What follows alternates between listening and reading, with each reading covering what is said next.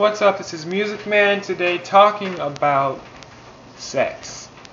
You know, that three-letter word that everybody thinks about. Everybody, you know.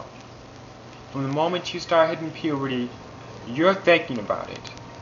You know, when you get older, if you're a virgin, if you're active, you're thinking about doing it, you're thinking about trying it, you're thinking about what it feels like, you're thinking about when you can get it. Sex is everywhere. And I think parents are not doing their job as they should in talking to their kids about it because it may be a little bit awkward. See, but the thing is, you're not going to be around your kid, your teenager, whatever, 24/7. So when they're hanging out with their friends or when they're at school, you don't know what everything they're doing. When they're in their room at night and you're sleeping, you don't know everything they're doing. And you can say, oh yeah, I know what my kid or son is doing. I know he better not be, she better not be. As a parent, yeah, you can say that. But pretty much, if they really want to do it, they're going to. They're going to find a way to get around you and do it. And you can't be there 24/7 to stop them. So I think rather than, try and keep them safe and shield them from the whole horrible world of sex and porn and masturbation, all this other crazy stuff, that dealing with sex, oral sex, teach them about it. Just sit them down and have a talk. Remember, this is not some random person, this is your kid. So, sit down with them, have a talk, teach them about what this is and what that is.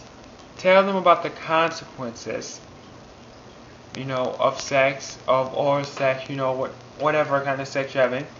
And just make them aware of it. Let them know what's up. Give them the info they need so that when they do something, they'll be safe. And as a teenager,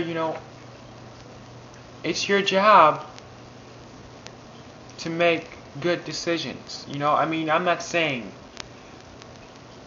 you're not going to screw up, because everybody makes mistakes, no matter how old you are, you still make mistakes. But it's your job, to take care of yourself.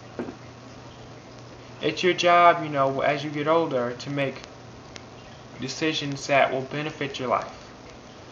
And if you choose to have sex, wear protection, because to this day, I have friends from high school who will not, for any reason, wear a condom.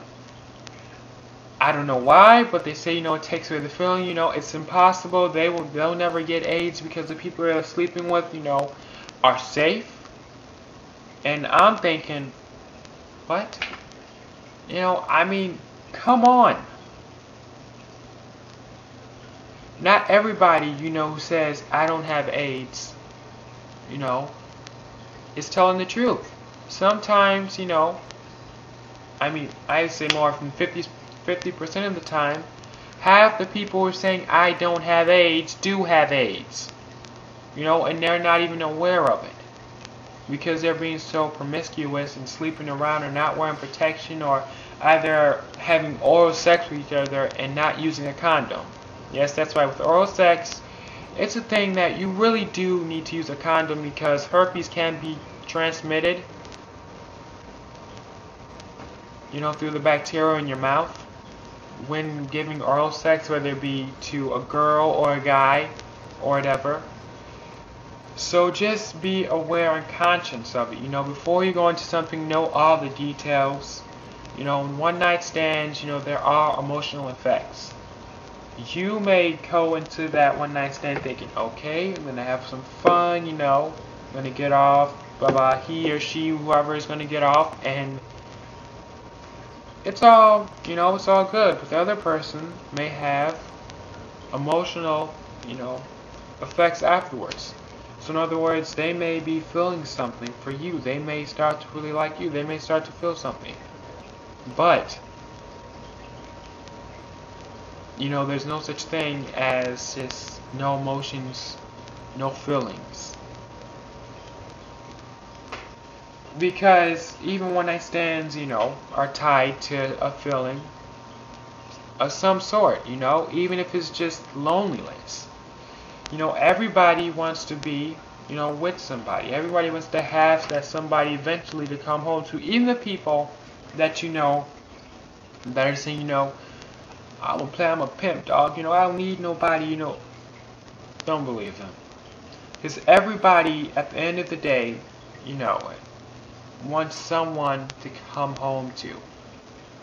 Wants a girlfriend, a boyfriend, somebody who will hold them, who they can talk to about things, somebody wants that soulmate. And one night stands are just basically saying, I'm lonely, I have needs, and for that one night, for that one day, I would like somebody to just be with, to be intimate with, just to hold me, just to make me feel good. So even one night stands are tied to, very intense emotions. Also, pregnancy, it's a big thing, with so many people, especially young teenagers getting pregnant. It's so common nowadays, which is really sad. I have had a friend before I graduated from high school who, in her sophomore year, she was doing school and she was about 5 months pregnant by that time. It's really sad, because it's a baby. It's something that you just can't take back. You can't just say, okay, I apologize. I shouldn't have had that unprotected sex. I shouldn't have done that and that, with whomever. But, I'm sorry, so here, take the baby back. You can't do that. It's not like an apology, and all of a sudden everything is made new again. There are some things in life you can't take back. You can't take back the effects of drugs and alcohol on the body. You can't take back a baby. Once that baby's there, once those drugs and alcohol have been put in your body, even if you haven't done a lot or you only do it every once in a while, the effects of it stay with you forever. And even if you catch a STD like gonorrhea or something where it's treatable, the effects of it stay with you forever.